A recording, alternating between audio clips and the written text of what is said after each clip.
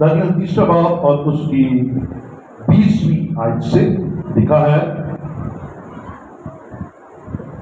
और उसने अपने लश्कर के चंद जोर आवर पहलवानों को हुक्म किया कि सिदरक और मिस्रक और अबदनजू को बांधकर आग की जलती भट्टी में डाल दे। तब ये मर्द अपने जेर जामों, कमीजों और अमामों समेत बांधे गए और आग की जलती भट्टी में फेंक दिए। खुदा के पाक कलाम का पढ़ा और सुना जाना हम सबके लिए बरकत का वसीला है। बैठिए, तशरीफ रखिए।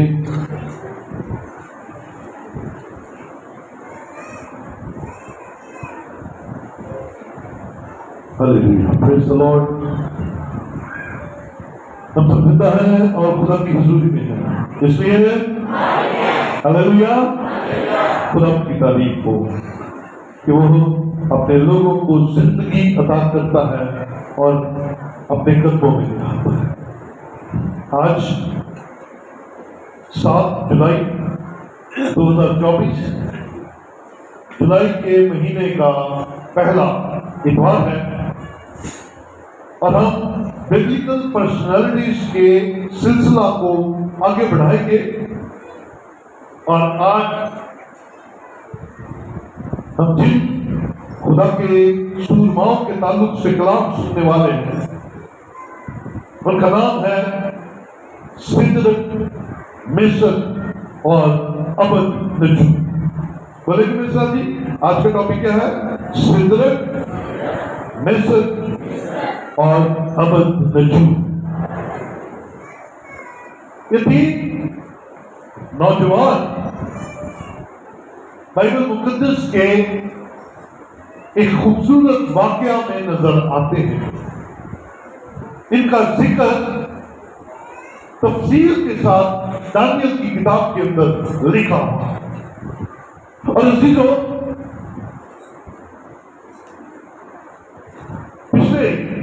पिछले संडे हमने दानियल पर कलाम सुना।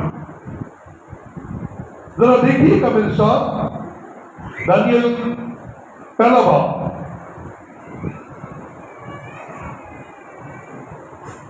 शाबाश, दानियल पहला बाब और उसकी पहली आयत से देखेंगे ताकि समझ लगे हमें कि हम सीखने क्या जा रहे हैं।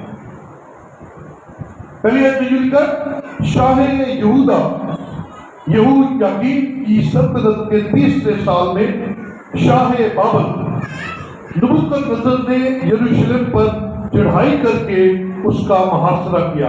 अब 2 बादशाहों का जिक्र है, एक का नाम यहूयाकीम है जो यहूदा का सल्तनत है, यहूदा की सल्तनत का बादशाह है, शाह है। और दूसरा बाबल के मुल्क का शाह है, यानी कि बादशाह है, उसका नाम नबूकदनेस्सर बादशाह है। अब नबूकदनेस्सर बादशाह जो बाबल का बादशाह है, उसने यहूदा की सल्तनत यानी कि यहूदा के मुल्क पर जिसका बादशाह यहूयाकीम है हमला करता है। फिर क्या हुआ? और खुदावंद ने शाह यहूयाकीम को और खुदा के घर के बाज ज़रूफ को उसके हवाले कर दिया और वो उनको सुनार की सरजमीन में अपने बुत खाना में ले गया। चुनाचा उसने ज़रूफ को अपने बुत खाना के खजाना में दाखिल किया। अब जो बाहर से हमला आवर बाबल के मुल्क का बादशाह है, उसने यहूदा के मुल्क पर हमला किया और लिखा है शाह यहूदा यहूयाकीम और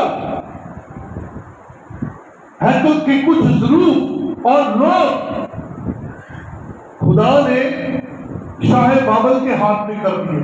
इसका मतलब है गैर कौम का बादशाह, गैर मबूदों को मानने वाला, गैर मबूदों की पूजा करने वाला खुदा के मानने वाले पर हमला करता है और खुदा खुदा के लोगों को, अपने लोगों को, अपने मुल्क के बादशाह को, अपनी हैकल के ज़रूफ को गैर कौम के हाथ में दे देता है। वजह क्या? जब भी खुदा के लोग खुदा से फिरते हैं तो फिर गैर कौमें चुड़ाई भी करती हैं और बर्बादी भी करती हैं। अब वो ले गया, वो अपने मुल्क पहुंचकर उन ज़रूफ को जो खुदा की हैकल के ज़रूफ है, जो पाक कुर्बानियां चढ़ाने के लिए इस्तेमाल होते हैं, उसने उन ज़रूफ कहते हैं बर्तनों को, किसको? भांडों को। भांडे बर्तन होते हैं ना, ये वो ज़रूफ थे, ये वो बर्तन थे जो हैकल में इस्तेमाल होते थे। अब पाक बर्तनों को वो ले जाकर बुत खाना के अंदर नापाक जगह पर रखता है। क्यों? क्योंकि वो फाते हुआ है, उसके हाथ में ये सारी चीजें लगी हैं। बादशाह भी लग गया और बादशाह के लोग भी लग गए और हैकलदार के ज़रूफ भी उसके हाथ लग गए। अब क्या हुआ? वो ले गया, अब वो उनका मालिक है, जैसे मर्जी करे। अब उसने तीसरी आयत लिखा, और बादशाह ने अपने ख्वाजा सराओं के सरदार स्पिन्स को हुक्म किया कि इसराइल में से और बादशाह की, पहली बात इसराइल में से, दूसरा बादशाह की नस्ल में से, और तीसरा शुरफा में से लोगों को हाजिर करे और उनमें से चुने। बादशाह की नस्ल वो लोग जो शुरफा है, नोबल मैंशन, नोबल खानदान है, उनमें से बुलाओ और फिर उनमें से चुनो खास लोग जिनके अंदर क्वालिटी क्या हो। सुनिएगा, क्वालिटी क्या है? वो बेऐब हो। बेऐब क्या बोला? उनके अंदर ऐब कोई ना हो। ऐब से क्या बोला? जो जिस्मानी तौर पर किसी तरह के ऐब में, किसी तरह की कमी में मुब्तला ना हो, तंदुरुस्त हो, बेऐब होने चाहिए। फिर खूबसूरत हो और हिकमत में माहिर हो और हर तरफ से दानिशवर और साहब इल्म हो, जिनमें ये लियाकत हो कि शाही कसर में खड़े रहे और उनको कस्तियों के इल्म और उनकी जुबान की तालीम दे। हाँ जी, कस्तियों के इल्म और उनकी तालीम दे। अब बादशाह यहूदा के लोगों को ले गया है, अब अपने ख्वाजा सराओं के सरदार को कहा है, इनमें से चुन, खूबसूरत हो, बेऐब हो, दानिशवर हो, अक्लमंद हो, जो मेरे मुल्क में खड़े, जो मेरे हजूर खड़े हो सके। और फिर उनकी अगेन और ट्रेनिंग कर। और ट्रेनिंग क्या करे? उन्हें कस्तियों का इल्म सिखा, उन्हें यहाँ की तालीम सुना, उन्हें यहाँ के की जुबानी सुना, और उनमें 4 खास लोग, और भी बहुत सारे थे, लेकिन 4 लोग उसमें से चुने गए जो बड़े ही जबरदस्त थे। इन क्वालिटीज पर पूरा उतरते थे। बेअब भी थे, खूबसूरत भी थे, हिकमत भी रखते थे, दानिशमंद भी थे और साहब इल्म भी थे। इनमें से 4 खास लोग थे, बाकी भी बहुत सारे थे, लेकिन 4 खास थे जिनका जिक्र हमने पिछले मैसेज में भी सुना था। कौन कौन थे जी? एक का नाम था दानियल, दूसरे का नाम था, बोले, दूसरे का नाम था, और उम्मीद था तेरे का नाम दसिया, 2-2 परोठे ना खा गया ताकि आपकी ना तेज दर्द चले। पहले का नाम क्या है जी? दानियल, दूसरा सिदरक, तीसरा मिस्र, चौथा अबदनजू। और आज हमने दानियल के बारे में बहुत सारी जबरदस्त बातें कलाम में सुनी। आज सिदरक, मिस्र और अबदनजू के बारे में सुनेंगे। और ये वो 3 हैं जो दानियल के साथ बादशाह के सामने पेश किए गए और बादशाह को पसंद आए और बादशाह ने मुख्तलिफ तरीके से उन्हें आजमा कर उन्हें जबरदस्त पाया। और दानियल समेत इन तीनों को सुबह बाबल की आला पोस्टें मिली। आला इख्तियार मिला। अब ये तीनों खुदा के बड़े करीब थे, खुदा को मानने वाले थे, खुदा की इबादत करने वाले थे, प्रस्तुत करने वाले थे। आइए जरा देखेंगे कि तीन नाम जब ये इस्राएल से खुदा के मुल्क से आए थे तब इनके क्या नाम थे। जरा देखिए, ये जिसका नाम हमने सिद्रक देखा है, इसका पहला नाम हननिया था। क्या जी? मेरे साथ रहिए जरा, क्या नाम था जी? हननिया को सिद्रक कहा गया। अब दोनों के मतलब जान लीजिएगा। हननिया का मतलब है खुदा शफीक है। क्या जी मतलब है? खुदा शफीक है। लेकिन जब उसका नाम बदला गया तो सिद्रक रखा गया, और सिद्रक का मतलब है चांद देवता सा रोशन किया। यानी चांद देवता सा रोशन किया। फिर दूसरा है मिस्र। मिस्र को का नाम बदला गया, यानी कि बदल कर मिस्र रखा गया, लेकिन पहले इसका क्या नाम था? मिसाइल। मिसाइल, और मिसाइल का मतलब है कौन खुदा की मदद है। लेकिन मिस्र का मतलब है चांद देवता की मानद कौन है। अपने हिसाब से ख्वाजा साहब के सरदार ने इनके नाम बदले। हननिया को सिद्रक कहा, मिसाइल को मिस्र कहा, और तीसरा है जिसका नाम अजरिया था, उसको अबदनजू कहा गया है। अजरिया का मतलब है खुदा मेरा रखवाला है। जबकि बदल कर जब अबदनजू नाम रखा गया तो अबदनजू का मतलब है बाबली बुद्ध नजू का नौकर। याद रखें, खुदा जब नाम बदलता है तो आपकी तरक्की होती है, लेकिन जब गैर कौम में हमारे नाम बदले जाते हैं तो हमें डिग्रेड किया जाता है। यहां पर इस बात को सीखें कि आपका नाम जो खुदा की तरफ से है उसमें आपकी तरक्की, उसमें आपकी भलाई, उसमें आपकी बरकत है। तो इनकी बायोग्राफी यहीं से शुरू होती है। इनका कबीला यहूदा का कबीला था। इनका दौर जो था वो बाबल की 70 साला असीरी थी। बाइबल में इन तीनों का जिक्र 15 मर्तबा आता है, लेकिन इनकी क्वालिटीज बड़ी जबरदस्त है। ये बड़े माकूल, बड़े बाबरकत किस्म के तीनों लोग थे।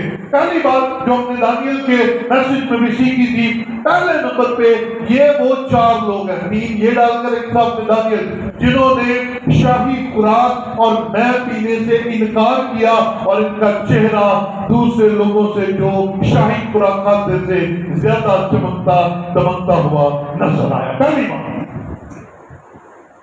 और वहां से इन्होंने कुछ इल्म हासिल किए, और वो खास इल्म थे। आइए जरा देखें कि उन्होंने इल्म कौन से हासिल किया।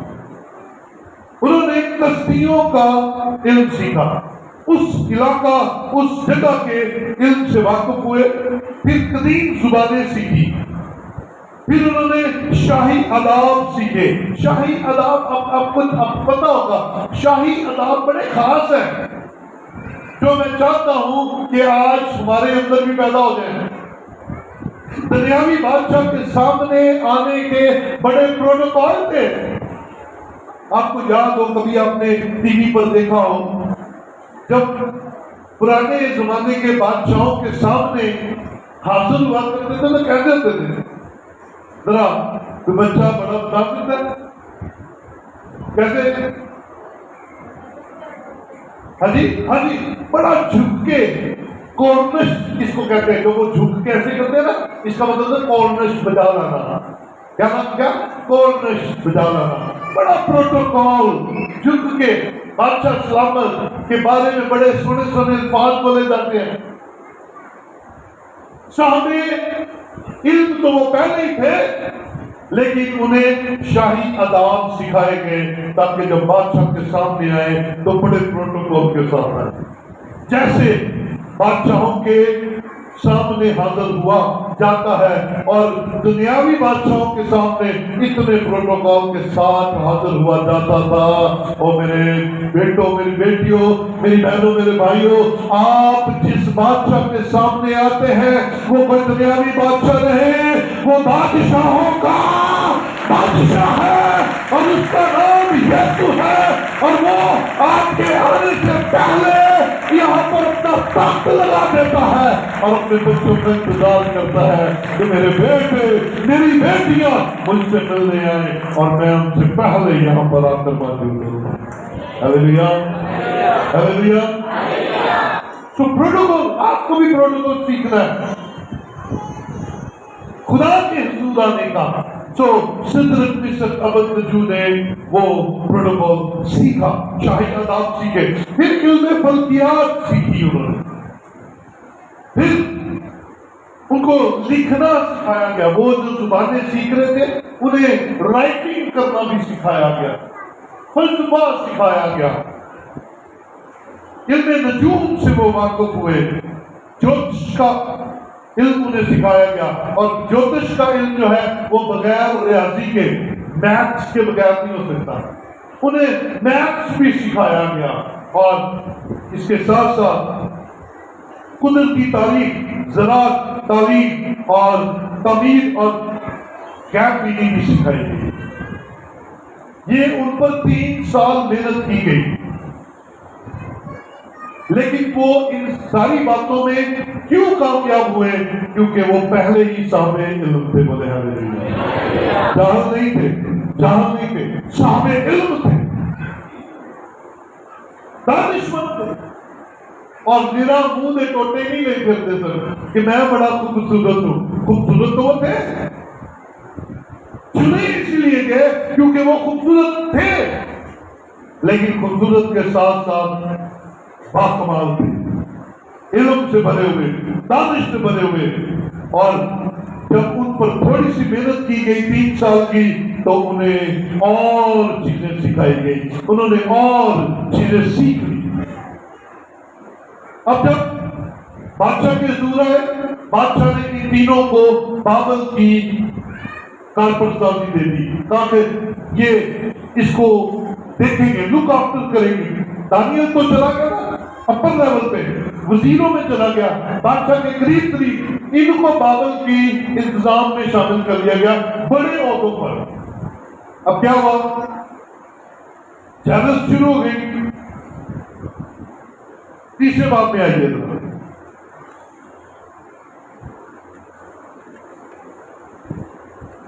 तीसरे बाब में हम देखते हैं नबूकदनेस्सर बादशाह ने एक सोने की मूरत बनवाई जिसकी लंबाई 7 हाथ और चौड़ाई 6 हाथ थी, और उसे दुर्रा के मैदान सूबे बाबल में नस्ब किया। अब ये तीनों भी कहा है उसी सूबे में है, बल्कि सिर्फ मौजूद नहीं है बल्कि उसके इंतजाम में शामिल है, बड़े ओहदों पर शामिल है।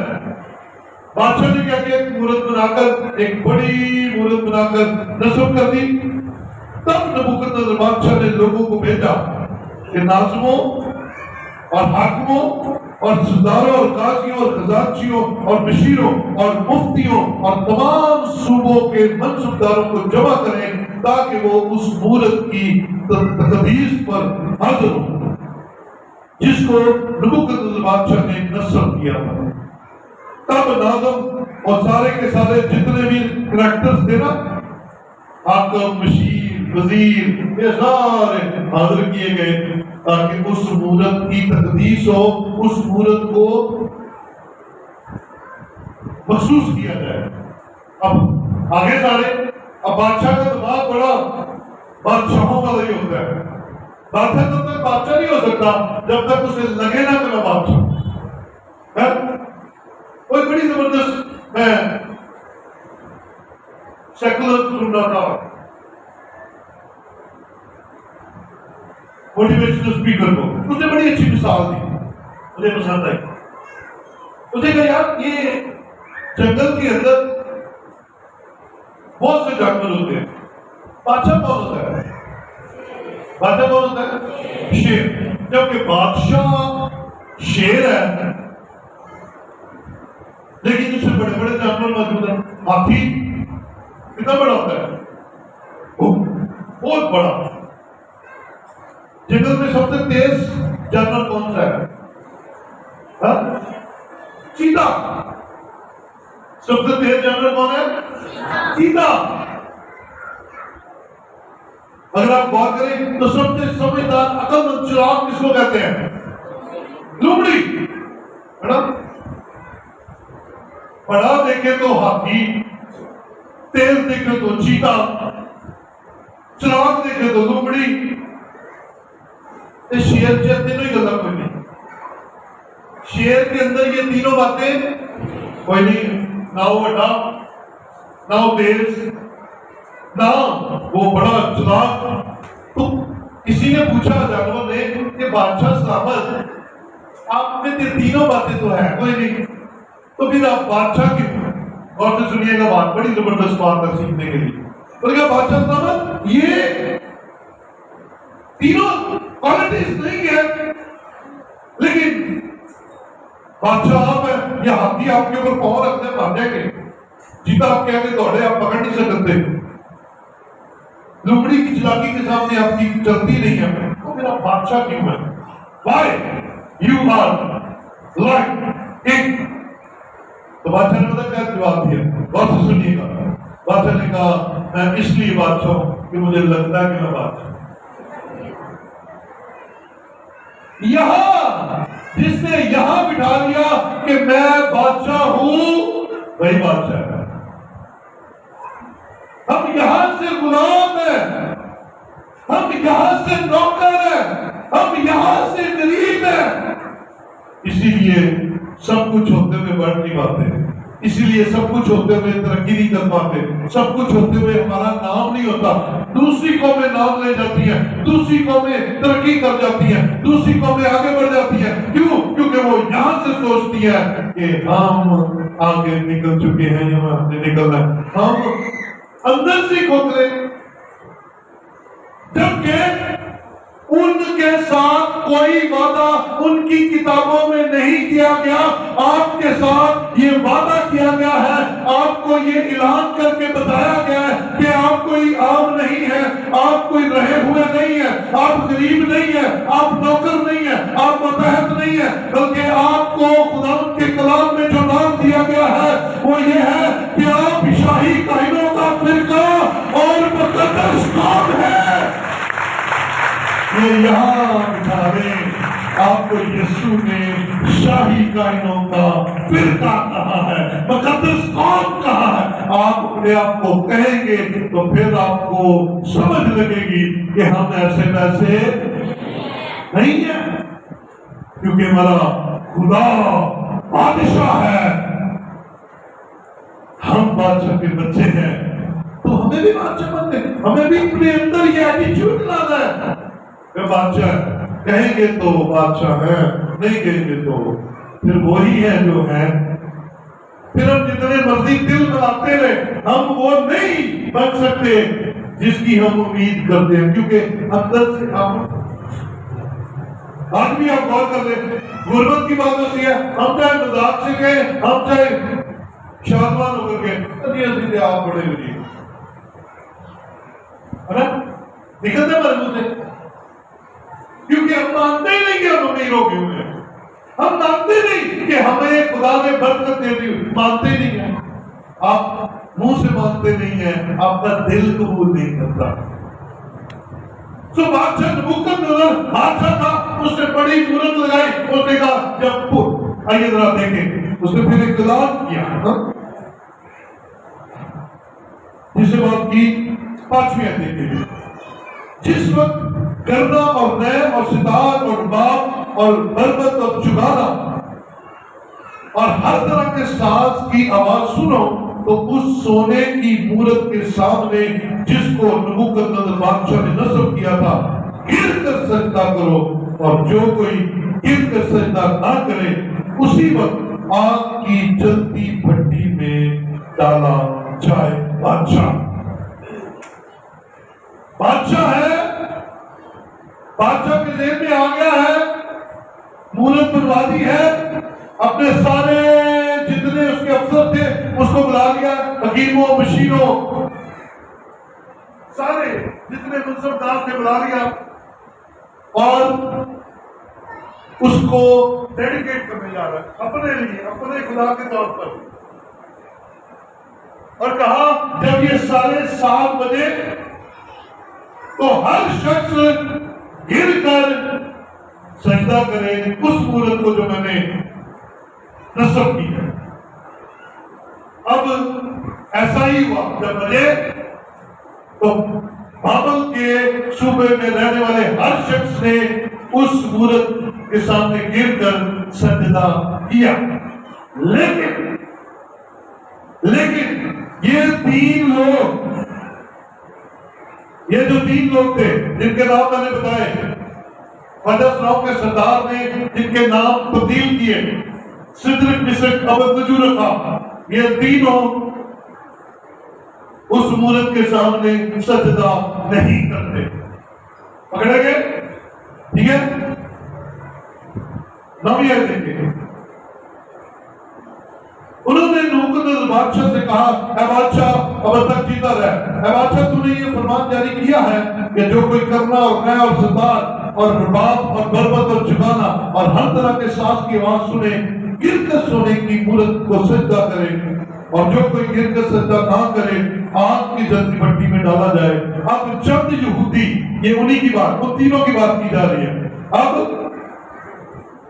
चंद यहूदी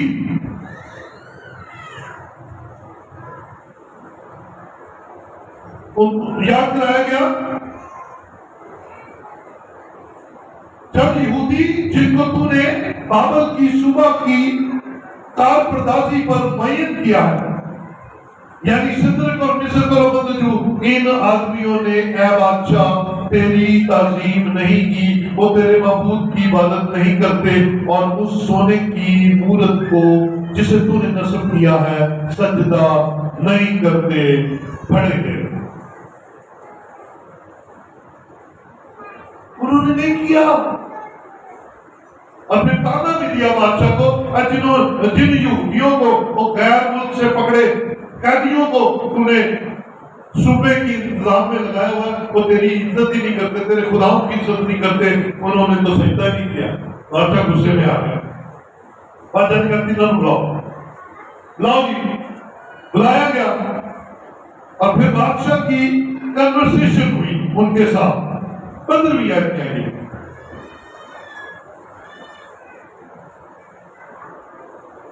अब अगर तुम मुस्तद होकर जिस वक्त करना और नए और सितार और रबाब और बरबत और चुकाना और हर तरह के साज की आवाज सुनो, तो उस मूरत के सामने जो मैंने बनवाई है गिर कर सजदा करो तो बेहतर, अगर सजदा ना करो तो उसी वक्त आग की जलती भट्टी में डाले जाओगे, और कौन सा माबूद तुमको मेरे हाथ से छुड़ाएगा। ये बादशाह ताकत में है ना, बादशाह कहता है कौन बचाएगा तुम्हें मेरे हाथ से,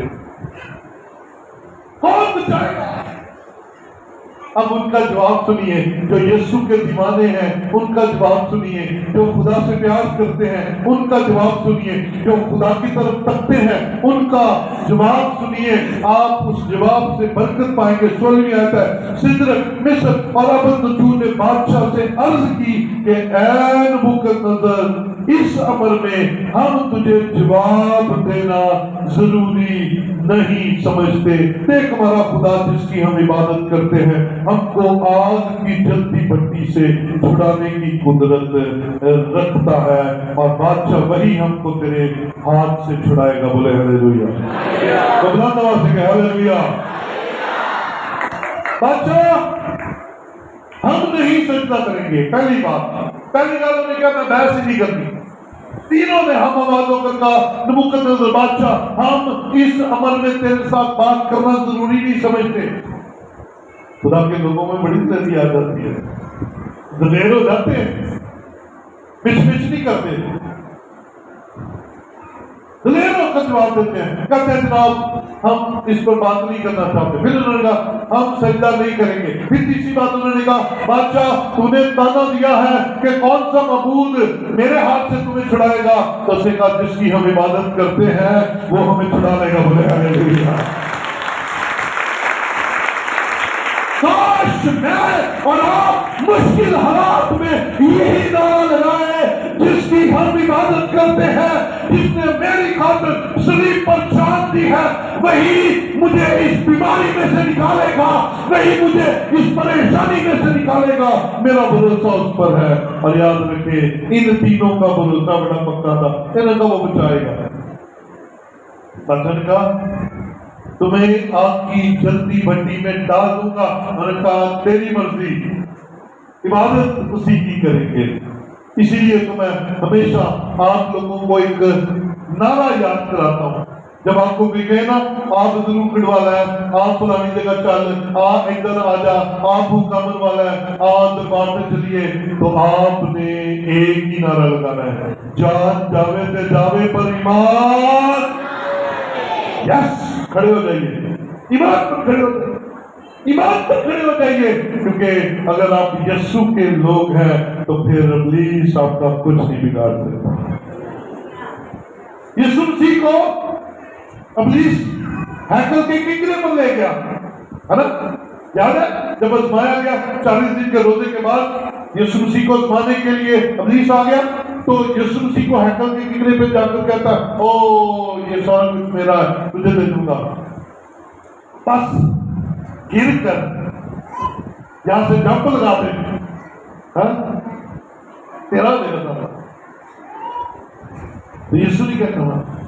यीशु ने मान ली उसकी बात, मेरी हिफाजत मेरा खुदा करेगा। और वो इब्लीस जो है, गौर से सुनिएगा, ये बरकत की बात है, वो हमें किंगरे पर खड़ा कर सकता है, हमें मौत के खौफ में ला सकता है, हमें मरने के खौफ में ला सकता है, लेकिन उसके पास इख्तियार नहीं है कि वो हमें धक्का देकर गिरा दे, क्योंकि संभालने वाला जिंदा खुदा है। गिरने नहीं देगा, पकड़ लेगा, संभाल लेगा, आपको बचा लेगा। इन्होंने कहा तेरे तो सानू खुदा बचाएगा। हालेलुया, जबरदस्त हो गया। बादशाह की गल लो, फिर मौजा लग गई है, तमाशा देख रहे हैं। उसने कहा आपकी भट्टी को 7 गुना ज्यादा कर दो। जब आप इस वर्णन को आगे पढ़ेंगे ना, 15वीं आयत से आगे 19 में देखिए, तब नबूकदनेस्सर कहर से भर गया और उसके चेहरा का रंग सिदरक, मिस्र और रबतजू पर मुबदल हुआ, और उसने हुक्म दिया कि भट्टी की आंच मामूल से 7 गुना ज्यादा कर दी जाए। 7 गुना बढ़ा दो। इन्होंने दस रहे हैं, इनको बचाता कौन है? इनको बचाने कौन आता हम देखते हैं। और उसने अपने लश्कर के चंद जोरावर पहलवानों को हुक्म किया कि सिदरक और मिस्र और रबतजू को बांधकर आग की जलती भट्टी में डालें। 21 में आता है, तब ये मर्द अपने जेरजामों, कमीजों और अमामों समेत बांधे गए और आग की जलती भट्टी में फेंक दिए गए। बादशाह पहलवान जो थे ना, सही तगड़े बंदे, उनको कहा फेंको इनको। आग कितनी तेज है? आग कितनी तेज है? 7 गुना। बांधे गए अमामों समेत, अमामी कहते हैं टोपियों को, अमामों समेत, कमीजों समेत, जेर जामा जो कुछ पहना हुआ था अंदर बाहर, सेम टू सेम कैप्स पहनी और हाथ बांध दिए गए, पैर भी बांध दिए गए ताकि उठाकर फेंके उनको।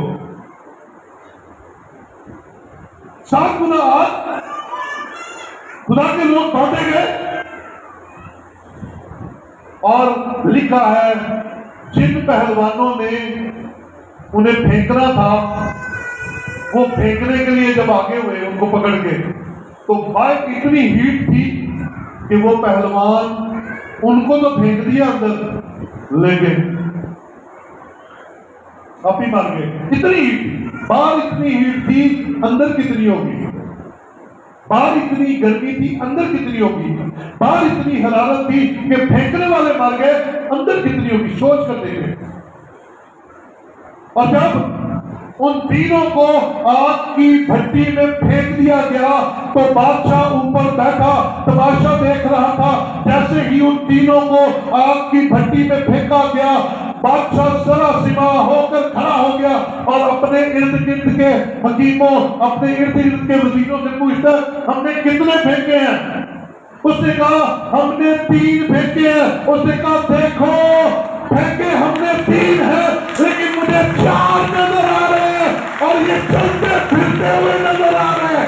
मुझे 3 नहीं, मुझे 4 नजर आ रहे हैं। और लिखा है चौथे की सूरत इलाह ज़ादा की मानत है, चौथे की सूरत खुदा के बेटे की मानत है, चौथे की सूरत खुदा के इलाह की मानत है। हालेलुया। और वो 4 आग में ऐसे फिर रहे थे जैसे पार्क में फिर रहे थे। हालेलुया। उन्होंने कहा था बादशाह जिसकी हम इबादत करते हैं वो हमें आग की जलती भट्टी में से भी तानु क्यों नहीं बचा लेगा? आप क्यों डर जाते हैं? आपका ईमान क्यों डर जाता है? आप क्यों परेशान हो जाते हैं? आप क्यों अपना आप गिरा लेते हैं? खड़े होंगे फिर काबू में आएगा ये इब्लीस। उन्होंने कहा कुछ नहीं होगा। एक राइटर ने बड़ी खूबसूरत बात लिखी, मैं किताब पढ़ रहा था। उसने कहा जब बादशाह तीनों को बांध रहा था तो आसमान पर आपस में बातचीत हो रही थी कि इनको बचाने के लिए कौन जाएगा। खुदा ने मिकाइल से कहा हाँ भाई मिकाइल कितनी देर में जाएगा? मिकाइल कौन है? बड़ा फरिश्ता है। उसने कहा मैं 5 मिनट में पहुंचूंगा। उन्होंने कहा उन्हीं देर से तो उन्होंने कबाब पड़ जाने। जबराइल से कहा हाँ भाई जबराइल तू कितनी देर में जाएगा? उसने कहा मैं 3 मिनट में जाऊंगा। और जब खुदा अपने इकलौते बेटे यीशु से बात करने के लिए अभी उसकी तरफ मुतवज्जा हुआ तो यीशु वहां नहीं था, क्योंकि वो भट्टी के अंदर उन्हें बचाने के लिए पहुंच चुका था। हालेलुया। वो पहुंच चुका था। इसीलिए दोस्तों का ये चौथे की सूरत ना ज्यादा जैसी लगती है।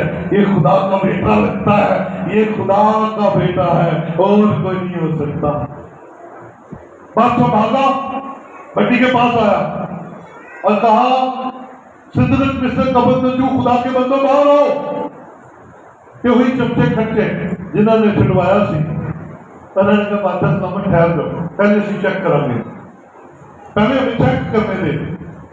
लिखा है वो बाहर आए, चलकर आए और लिखा है ना उनकी कैप जली, ना उनकी कमीजें जली, ना उनके जेर जामा जले, ना उनका एक बाल जला, ना उनके पास से जलने की बू आ रही थी। जली तो सिर्फ एक चीज, वो बंधन जिससे उन्हें बांधा गया था वो टूट गए, वो चल गए और वो आजाद होकर यीशु की कुदरत से बाहर आ गए। क्योंकि आसमान का खुदा हमारे बंधनों को तोड़कर हमें आजाद करने की कुदरत हमें दी है। ये जो जवान थे इन्होंने खुदा के नाम को ऊंचा किया। अपनी 29वीं आयत देखें। बस नबूकदनेस्सर ने पुकार कर कहा सिदरक और मिस्र और अबदनजू का खुदा मुबारक हो जिसने अपना फरिश्ता भेजकर अपने बंदों को रहाई बख्शी, जिन्होंने उस पर ठोकर करके बादशाह के हुक्म को टाल दिया और अपने बदनों को निसार किया कि अपने खुदा के सिवा किसी दूसरे माबूद की इबादत और बंदगी ना करेंगे। इसलिए अब बादशाह का सुनिए, बादशाह फरमान जारी करने लगा दूसरा, इसलिए मैं ये फरमान जारी करता हूं कि जो कौम या उम्मत या अहले लुगत सिद्र मिस्र और अबद नजू के खुदा के हक में कोई नामुनासिब बात कहे, उनके टुकड़े टुकड़े किए जाए और उनके घर मजबला हो जाए, क्योंकि कोई दूसरा माबूद नहीं जो इस तरह रहाई दे सके। बोलो हालेलुया। और फिर उन्हें उनके ओहदों पर बहाल कर दिया। ये तीन जवान हमारे लिए नमूना है। घर से, मुल्क से, खानदान से दूर अकेले किए गए, लेकिन ईमान में कायम रहे और ईमान पर खड़े होकर उन्होंने बादशाह के सामने अपने ईमान का इजहार किया और खुदा का नाम ऊंचा हुआ, क्योंकि उसने कहा ऐसा कोई और माबूद है ही। इसका मतलब आपके काम बताएंगे कि आपका खुदा कैसा है। लोग आपके कामों से जानेंगे कि आपका खुदा कैसा जलाली खुदा है। खुदा हमारी जिंदगियों में जितने काम करता है उसके नाम को बढ़ाया करें और शुक्रगुजारी सिर्फ उसी के नाम की किया करें। तो मेरे अजीजों, हमें भी यीशु मसीह पर पूरा भरोसा रखना। हम बादशाहों के बादशाह की इबादत करते हैं, हमें सिर्फ उसी पर तवक्कुल करना है, उसी पर भरोसा करना है, उसी के सामने झुकना है और कहीं जाने की जरूरत नहीं।